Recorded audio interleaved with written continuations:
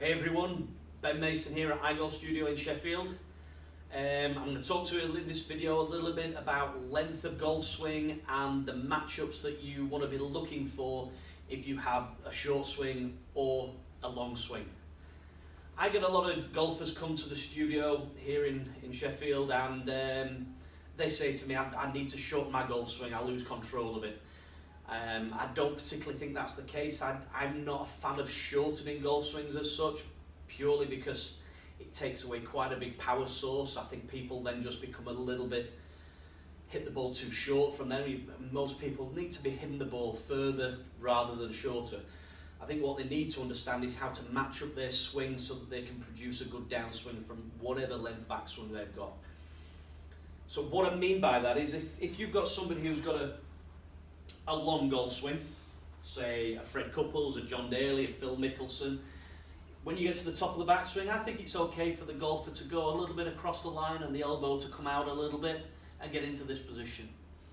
The reason for that is purely because the golfer because they've made a long golf swing, they have time for the golf club and the shaft to shallow out into a nice shallow position in the downswing, and therefore they're able to rotate a little bit more. So long golf swing can go across the line because it has the time to shallow out. Conversely, if you've got a shorter golf swing, what we definitely don't want to be doing with a short golf swing is getting like this, short and across the line, because there you've got a little time to shallow it out and it's quite a sharp movement to get it this way. Often to do that, the hands will have to go out too much, and then there's all sorts of problems with standing up and early extension, which we're not going to get into right now. But with a shorter golf swing, because you haven't got that time element, I'd say you want to be looking to be more laid off, with the elbow tucked under a little bit more, supporting the golf club. We don't want the arm to get out this way because it's going to throw the club across the line, so the elbows will be more underneath the golf club, more externally rotated, as they would say, and the golf club is going to be more laid off at the top of the backswing. Therefore it's easier, it's already shallow, because you guys with the short swings don't have that time to do that kind of thing.